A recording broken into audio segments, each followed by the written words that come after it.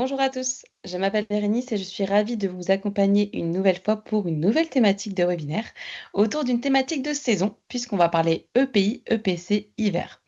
Grâce à l'intervention de Sébastien Rastier, expert EPI RS France, et Bruno Gaillard, responsable commerce France Nitras Petit, nous allons partager les clés afin de bénéficier d'une protection maximale.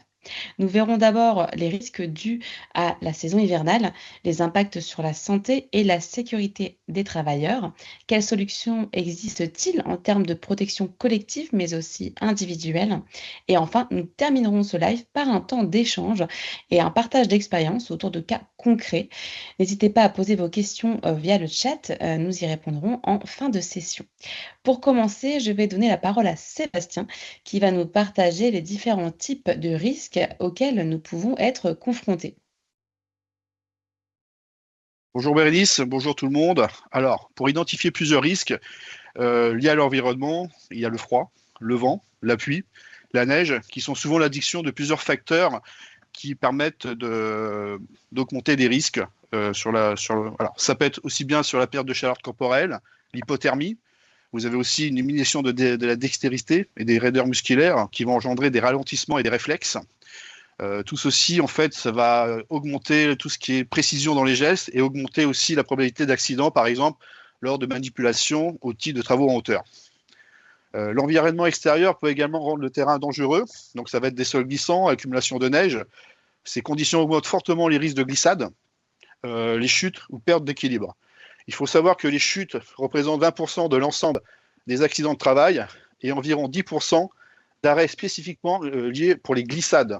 Donc, ce n'est pas neutre. Donc, tous ces facteurs d'environnement, 10% d'arrêts sont spécifiquement pour les glissades. Alors, face à ces dangers, le port d'équipements de protection individuelle adapté est important. Donc, en fait, il faut vraiment adapter ces EPI sur des conditions climatiques et indispensables afin de limiter les risques. Équipements imperméables, résistants au vent, chaussures antidérapantes, étanches et surtout normés contre le froid.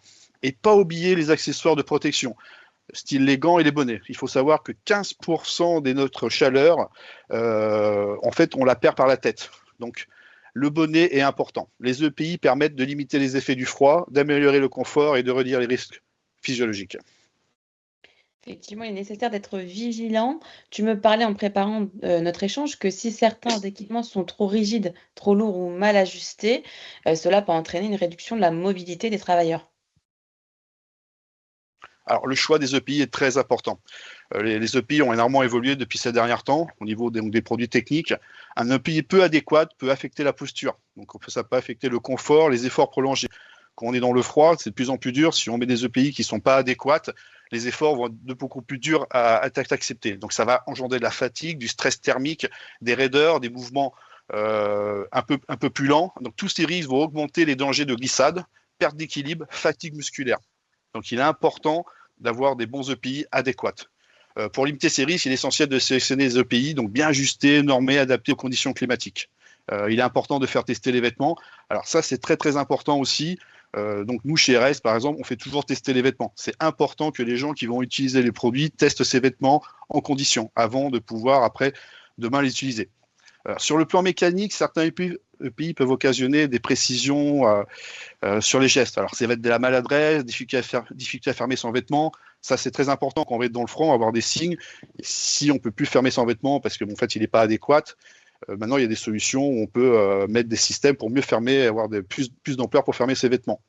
L'environnement du froid, humide ou venteux, ces effets accentuent les travailleurs. Ils peuvent ressentir des avantages de raideur musculaire.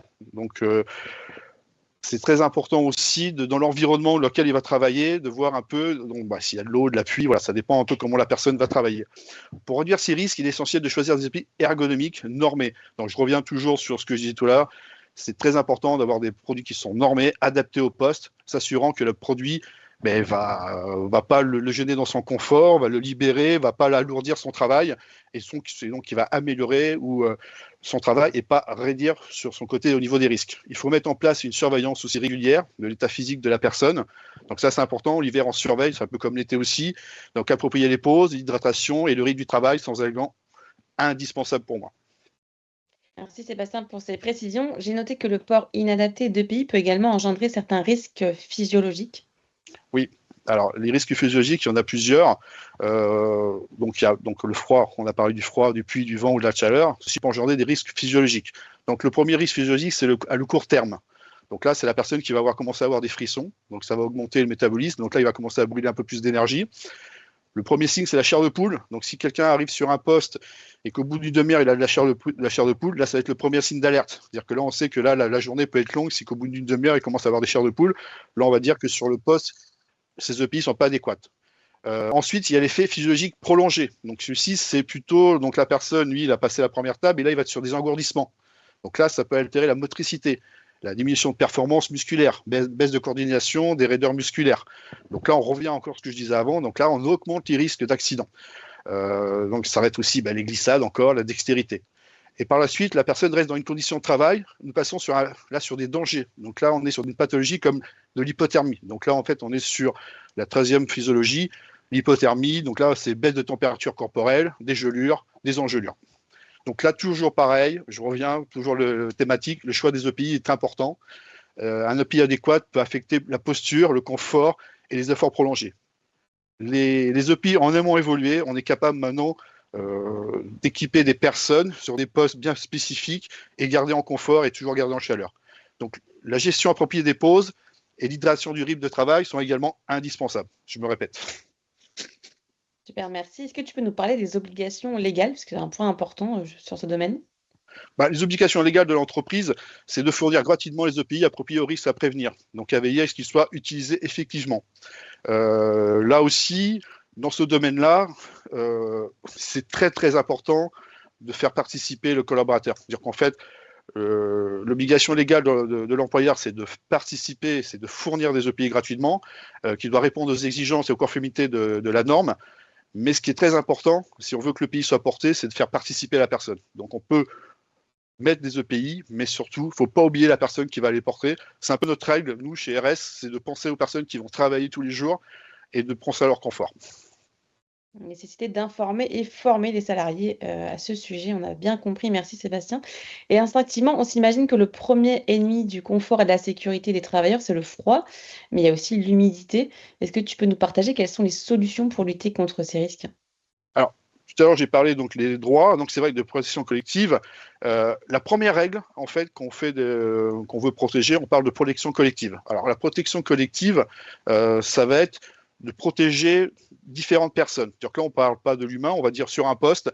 Donc là, on va être sur, on va travailler en extérieur, on va mettre des couvents, on va mettre des algécos, ou on va mettre des tonnelles. Donc les tonnelles vont protéger de la pluie, va protéger du vent. Donc déjà, on va régler des problématiques qui vont engendrer, on aura moins froid, on sera moins dans l'eau. Donc ça, c'est la protection collective. Donc après, on peut mettre des algécos. Donc les algécos, ça va être des gens qui vont travailler 2 heures et après qui pourront se remettre au chaud au bout de 2 heures. Donc ça permet aussi de mettre des choses en place. Et après, ce qu'on va mettre après en place, ça va être des roulements. Donc dans ces fameux algécos, donc la personne, il faut savoir qu'une personne qui va travailler à l'intérieur ou à l'extérieur, on va le gérer différemment aussi sur les temps de pause. Voilà, parce que les conditions ne vont pas être les mêmes. Voilà. Merci Sébastien. On va rentrer dans le détail, si vous le voulez bien, avec Bruno, qui va nous parler notamment du principe d'accumulation des couches permettant de garder la chaleur, c'est ça? C'est bien cela, Bérénice. Bonjour Bérénice, bonjour à toutes et à tous. D'abord, je suis ravi de pouvoir participer à ce webinaire à travers notre partenaire RS France. Donc, on va voir aujourd'hui comment protéger efficacement les équipes qui travaillent en environnement froid avec une chute des températures, du choix des vêtements aux gants, en passant par la pluie, l'adhérence des chaussures dans des situations extrêmes. L'objectif, c'est de combiner confort, sécurité et efficacité, même quand les conditions deviennent difficiles. Commençons donc par la protection du haut du corps. Quand on travaille dans le froid, les deux plus grands ennemis, ce sont ce que tu disais, Bérénice, en préambule, le froid et l'humidité. Et pour lutter contre cela, il y a une règle d'or, c'est la superposition des 3 couches. La première, c'est la couche de base. Elle doit être respirante, elle doit permettre d'évacuer la transpiration et surtout, elle doit permettre de garder le corps au sec.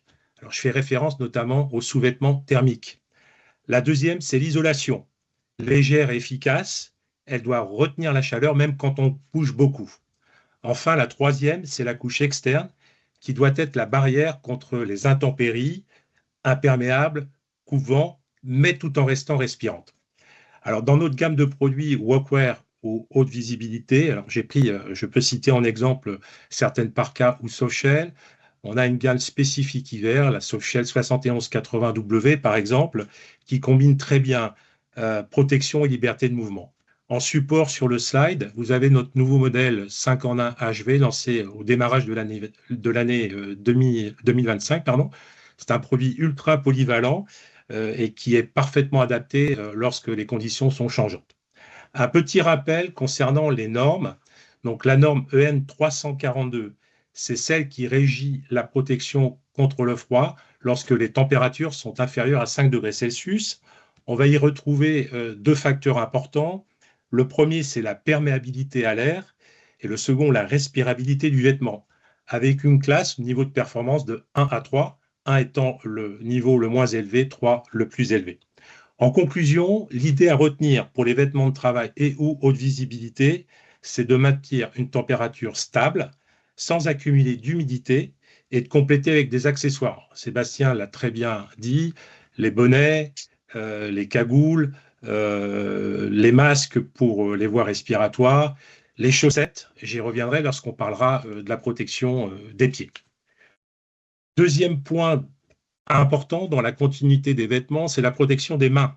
Alors, les mains, c'est un sujet essentiel. On les expose en permanence. Ce sont nos outils de travail et elles se refroidissent comme toutes les extrémités très rapidement.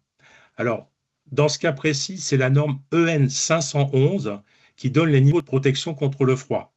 Alors, l'enjeu, c'est d'avoir effectivement de la chaleur, du confort, sans perdre pour autant la dextérité.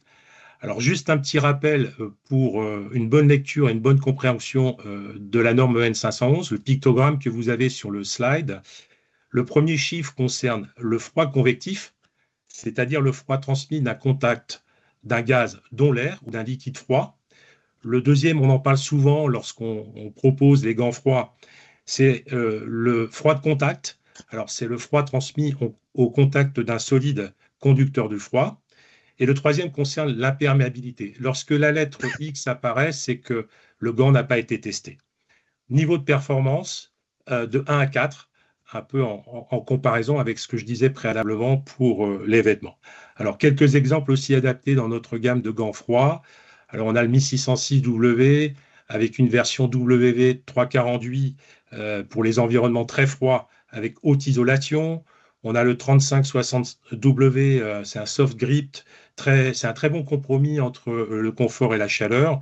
Et un troisième exemple, il y en a d'autres, le 8905W, alors c'est un cuir napin, un cuir caprin, qui garde sa dextérité parce que c'est un cuir très souple et qui permet de travailler dans le froid, mais pour des tâches de précision. Deux points importants concernant la protection des mains en conclusion. Le premier, un gant humide perd énormément en performance.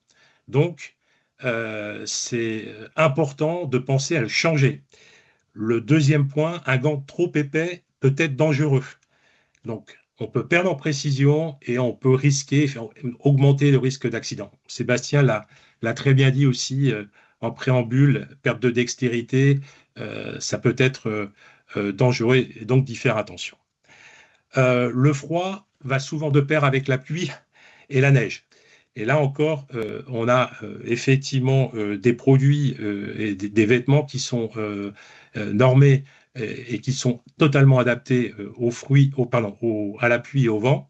Alors, c'est la norme EN 343 qui apporte une protection contre la pluie et le vent pour une température, dans ce cas précis, supérieure à 5 degrés Celsius. Alors, la norme EN 343 s'intéresse à deux points. La résistance à l'eau, pareil, niveau de performance de 1 à 4. Plus le niveau est élevé, plus le vêtement est étanche. Le second point, c'est la perméabilité à la vapeur d'eau pour éviter d'être trempé de l'intérieur. Pareil, plus le niveau est élevé, plus le vêtement est respirant.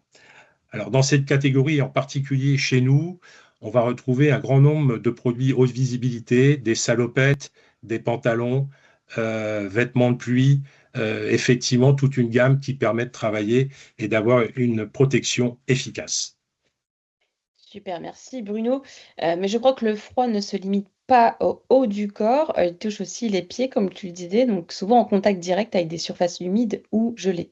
Alors effectivement, Bérénice, les pieds sont souvent oubliés, mais ce sont les premiers exposés au sol froid, humide ou gelé. Donc là, c'est la norme 20345 et qui certifie donc les chaussures de sécurité. On va y garantir quoi? 1, la protection mécanique. 2, l'adhérence. 3, l'isolation thermique.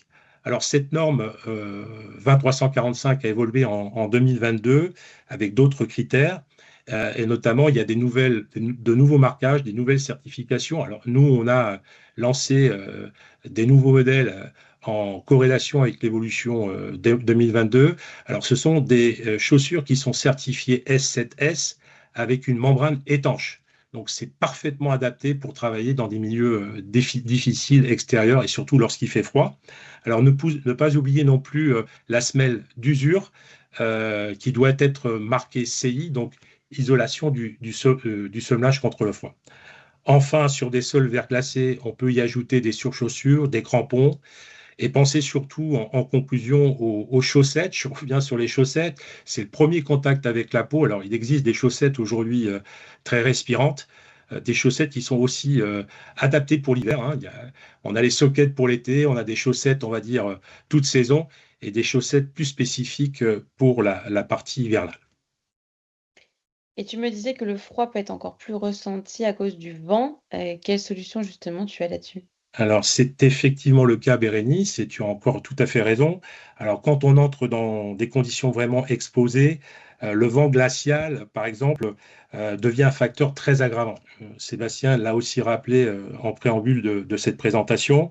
Alors là, on va proposer un peu de la même manière lorsque je présentais le début de notre présentation, des coupe-vents, des parkas, qui permettent de travailler confortablement sans être gêné. Parce que il faut aussi cette liberté de mouvement tout à fait nécessaire.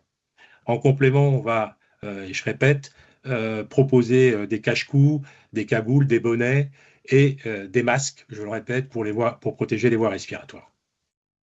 Merci Bruno. Et si tu devais résumer les 3 piliers d'une protection efficace?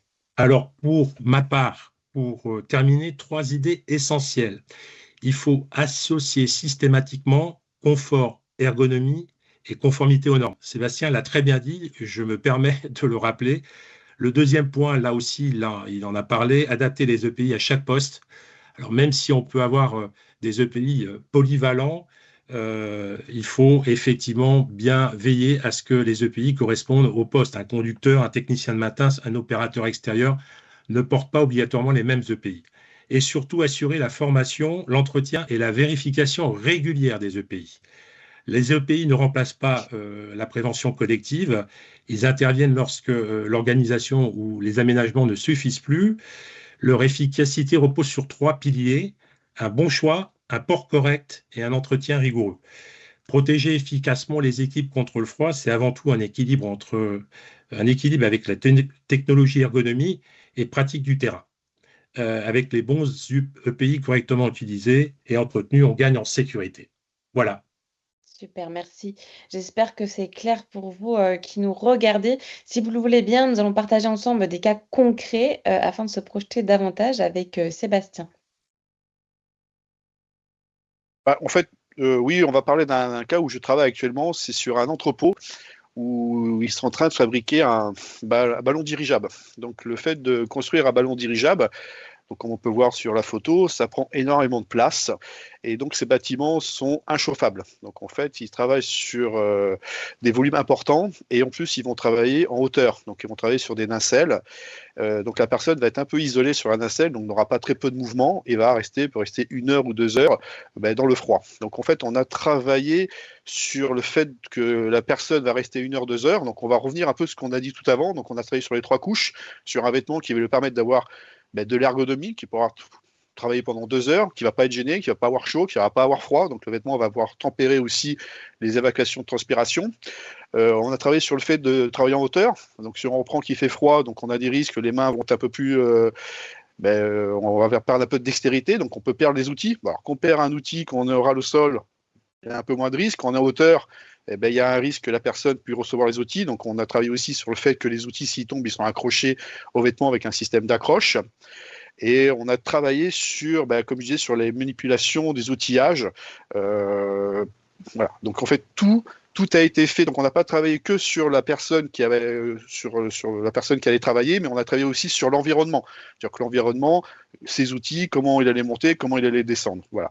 Donc, c'était vraiment un travail qui n'est pas fini parce qu'on a plusieurs postes, mais c'est vraiment typiquement. Donc là, on travaille avec les fabricants spécifiquement, donc comme Bruno, sur des essais. Donc là, les personnes ne sont pas pris au dépourvu. On leur fait essayer les vêtements, voir un peu comment ça se passe pour qu'ils puissent essayer et valider les vêtements. C'est très, très important pour nous que les gens valident les vêtements. Donc, on fait faire des essais gratuitement sur ces produits-là. D'accord. Et que nous conseilles-tu vraiment en termes de produits si on cible le froid? Moi, je vais... on va répéter, c'est vraiment, pour moi, l'essentiel, c'est les 3 couches. C'est vraiment les 3 couches. Donc, c'est d'avoir un vêtement thermique, donc ce qu'on appelle le caleçon thermique, qui va garder la chaleur. On va mettre une deuxième couche qui va être le vêtement chaud, style un polaire ou un soft shell. Et après, on va mettre une troisième couche qui va être plus le coupe-vent, qui va protéger du vent. Voilà, c'est ces 3 couches idéales. Donc, on a vraiment travaillé là-dessus pour qu'il soit au chaud, imperméable et respirant. Après, les mesures techniques, c'est plutôt de l'aménagement du poste.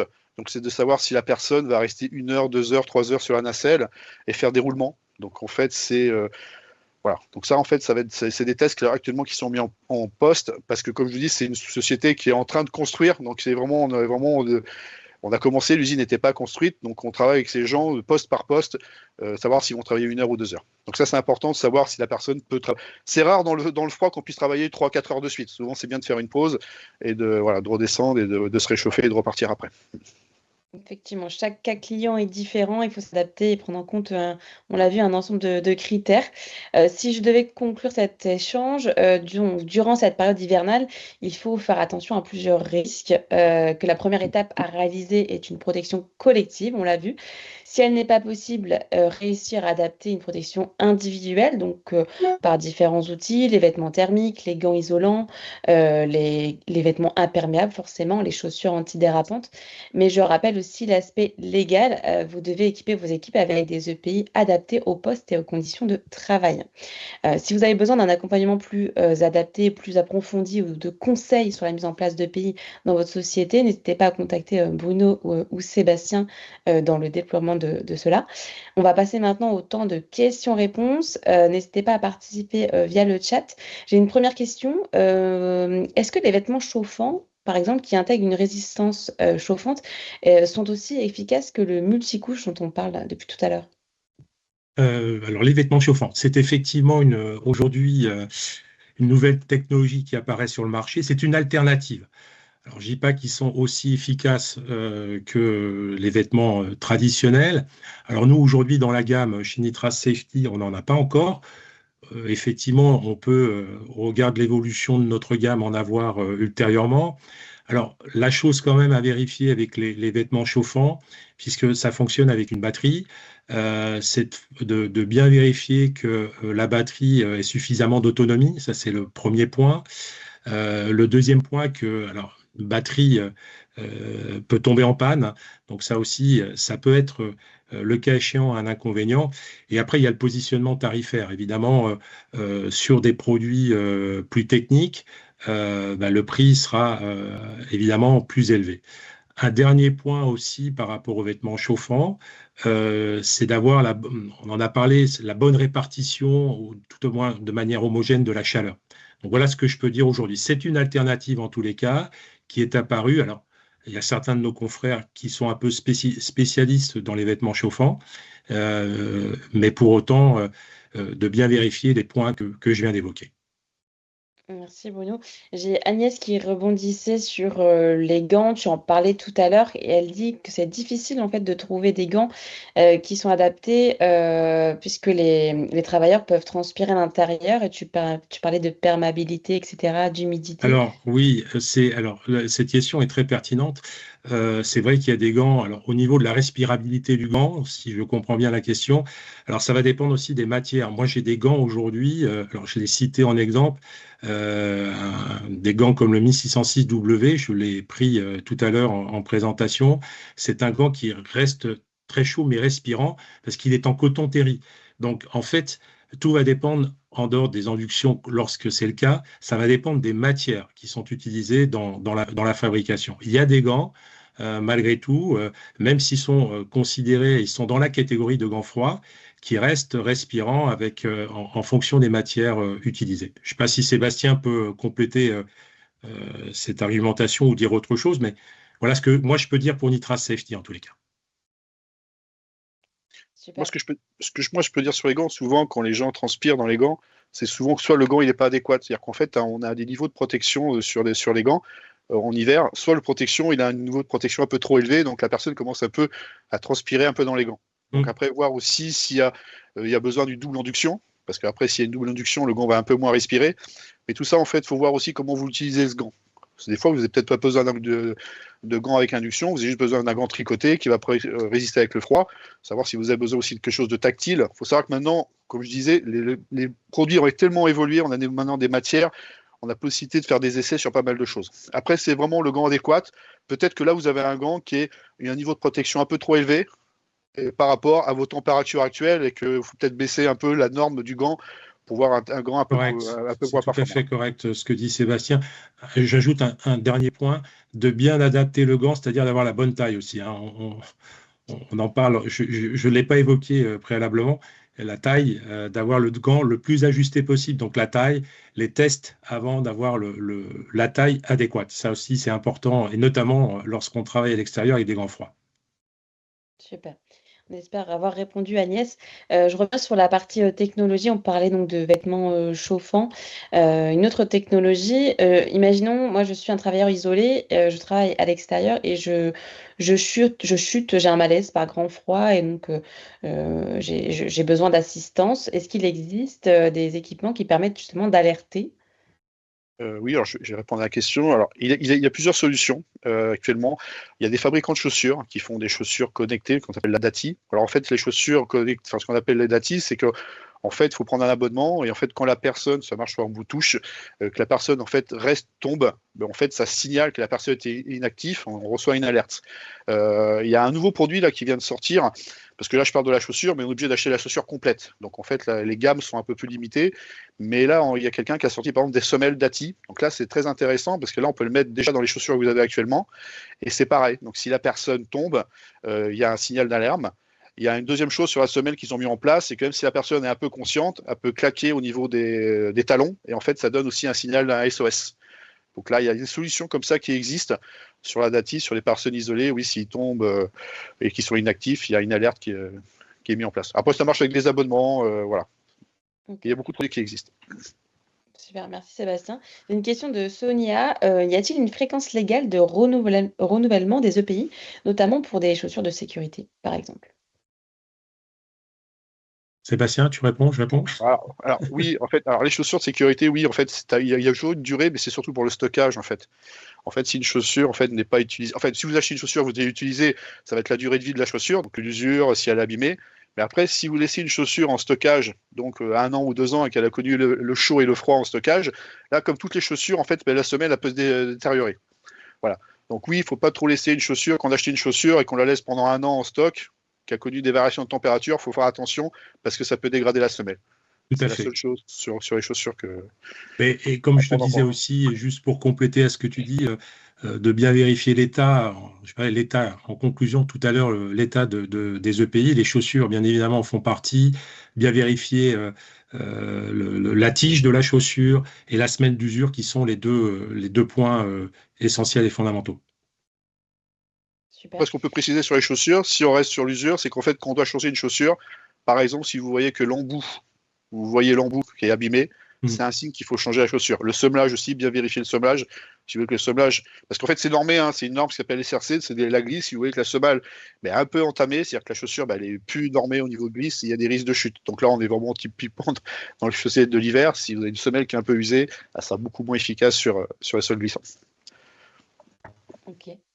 Et du coup, on rebondit, mais du coup, il n'y a pas de fréquence légale pour les changer, ces EPI. Les Non, chaussures? Non, non. non, En fait, c'est du non. visuel surtout. C'est du visuel. C'est voilà, c'est la vérification de l'état de la chaussure en fait. Mais il n'y a pas de fréquence légale. Non. Vous avez des gens qui vont garder les chaussures 1 an, et il y en a qui vont les changer tous les 3 mois. Ça dépend du Ok. métier qu'on fait, je pense. Ouais, la fréquence d'utilisation. Ok. On a une question d'Agnès qui nous parle donc d'un cas concret. Elle nous dit donc les agents concernés sont des reapers. Et sa question, c'est est-il possible de mettre en place un forfait ou un plafond autorisé de prise en charge par l'entreprise pour les EPI, en l'occurrence chaussures, pour laisser le choix à l'ouvrier de l'équipement de ces chaussures qu'il souhaite recevoir, à lui de compléter éventuellement avec son budget, s'il désire un EPI d'un montant supérieur. Ça dépend de Alors, l'entreprise. cette question, on l'a assez souvent dans les chaussures. On l'a souvent Ouais. dans les chaussures. Alors moi, je suis référent chaussures chez RS, donc les chaussures, je m'en occupe. Alors, c'est quelque chose qu'on a souvent. Alors, on va dire que les chaussures, c'est très sociable dans une entreprise. Et en fait, alors oui, on peut faire ça. Il y a beaucoup d'entreprises qui font ça. Vous pouvez le faire, mais après, c'est toujours qu'est-ce qu'il faut quand même vérifier ce qu'il va acheter quand même. Parce qu'un Reaper, c'est quand même assez spécifique. Donc là, on est sur des chaussures pour les gens qui accrochent avec un renfort de talon. S'il achète une chaussure qui est complètement lisse dessous, ben, quand il va monter sur le camion, il va beaucoup avoir un accroche. Donc un Reaper, en plus, c'est vraiment bien spécifique. Il y a même des chaussures qui s'appellent les Reapers. Hein. Il y a vraiment des chaussures qui sont même définies pour ces métiers-là. Donc oui, il y en a qui le font. Mais moi, je mets toujours un peu le haut là. Attention, s'ils vont acheter tout seuls, il y a des gens qui vont acheter sur Amazon. On a des gens qui achètent des produits qui ne sont pas du tout normés européens. Il faut faire attention à ce qu'on achète. C'est-à-dire que maintenant, on peut acheter vraiment n'importe quoi dans les chaussures. Voilà. Alors, c'est mieux quand même de valider quand même de valider ses chaussures. Alors nous, je reviens un peu à ce que je disais tout à l'heure, nous ce qu'on fait, c'est qu'on vient avec des fabricants, on fait tester les chaussures, on fait participer les utilisateurs avec plusieurs modèles, ils les essayent et c'est eux qui valident. C'est-à-dire qu'en fait, nous, on définit des chaussures ensemble et c'est les gens qui vont utiliser les chaussures qui vont valider les chaussures. Nous, chez RS, on travaille avec beaucoup de fabricants, donc c'est les choses qu'on fait. Voilà. Et ça permet d'éviter qu'ils achètent à droite, à gauche. Nous, on est prêt à faire la démarche, faire des essais. Bon, Nitral, c'est l'exemple parfait pour les échantillons. Ils envoient gratuitement chez le client pour faire des essais. On a des retours de tests. C'est des choses qu'on fait régulièrement. Et c'est gratuit. Donc, on est capable de faire des essais gratuits avec les gens. Et c'est ce qui est beaucoup plus simple. Ils prennent la chaussure, ils vont faire un test, ça leur convient, ça leur convient pas. Et on refait des tests. Pour moi, c'est Chaussures, gants ou autres produits, d'ailleurs, Sébastien, hein, ça ne concerne pas que oui, les chaussures là, la question sur les chaussures, au mais niveau donc, des échantillons. Mais bon, mais je tire profit de la question et de ta réponse. Et j'ai une question qui vient de moi. Du coup, si la personne s'achète ses propres chaussures, en termes de responsabilité, tu le disais, Sébastien, si elle ne s'est pas adaptée, il lui arrive quelque chose, comment ça se passe? C'est le salarié qui est responsable ou c'est l'entreprise? alors c'est l'entreprise, parce qu'en C'est fait, l'entreprise.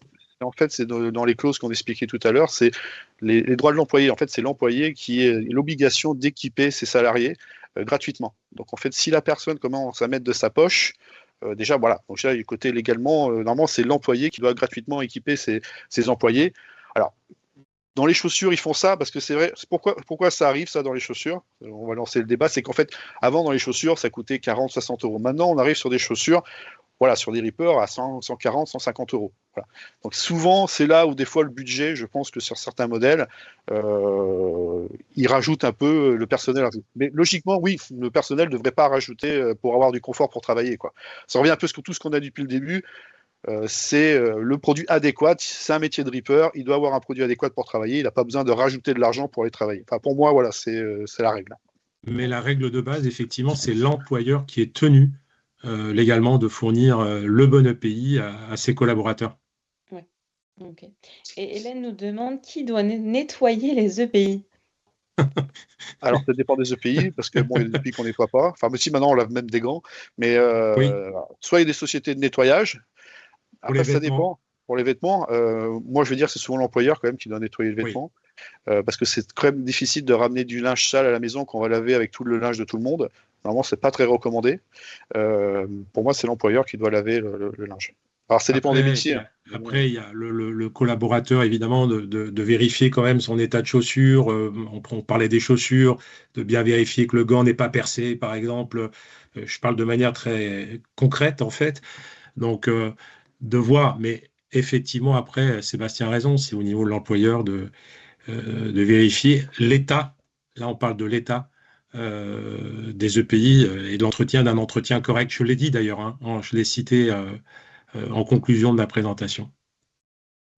On a une nouvelle question d'Agnès qui nous demande, pour les personnes avec des pathologies handicapantes, sur le port de chaussures, est-ce qu'il existe des chaussures sur mesure? Alors, Sébastien, tu réponds Oui, ou oui, vas-y, Vas-y. vas-y, réponds en tant que fabricant. Alors, Je reprends en j'allais tant dire, qu'utilisateur. alors, il n'existe pas, alors, on peut travailler effectivement, après, ça peut être le cas échéant d'avoir des chaussures sur mesure, mais surtout, c'est les semelles.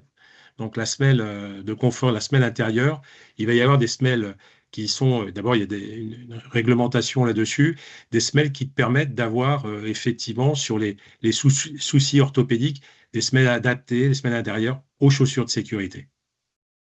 Ok. Tu voulais ajouter quelque chose, Sébastien?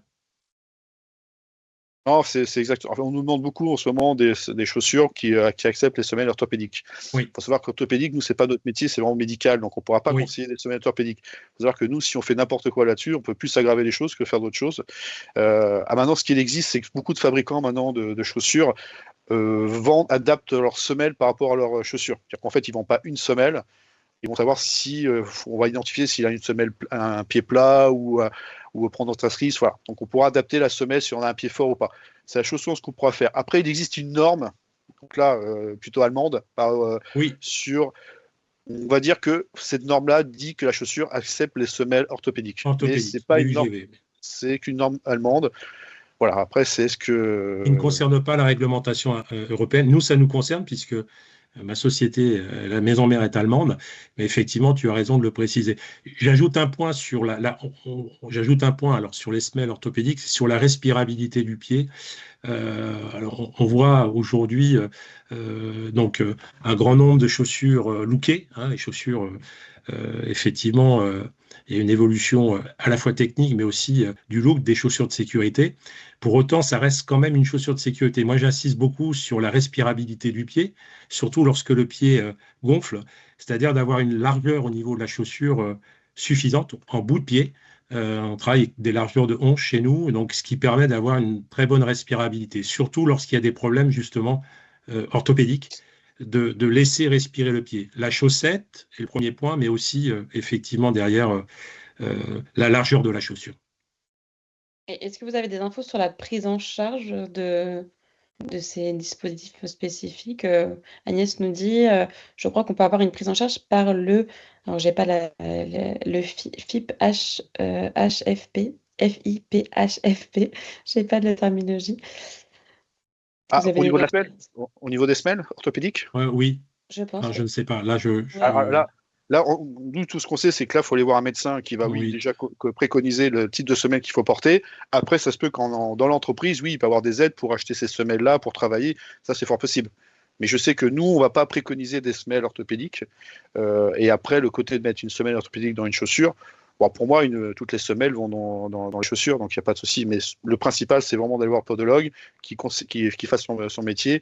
Et après, oui, je pense qu'il peut y avoir des aides de l'entreprise si la personne, c'est vraiment un souci, qu'il ne peut pas mettre de chaussures de sécurité sans semelle orthopédique. Hein. Je pense que oui, il peut y avoir des aides. Mais là, je ne sais pas. Là, je ne connaissais pas le Happy, je ne sais pas quoi, là, donc je n'ai pas l'info. Ok. Super. Je pense qu'on a fait le tour des questions. Merci Bruno, merci Sébastien. Merci à vous toutes et à vous tous. Si vous avez des questions supplémentaires, n'hésitez pas à contacter RS pour les personnes qui nous écoutent. Je pense qu'on est paré pour l'hiver. En tout cas, merci à tous pour votre participation. Faites attention à vous durant cette période hivernale et puis on se dit à très bientôt. Merci messieurs. Merci beaucoup. Bonne journée à vous toutes et à vous tous. Merci.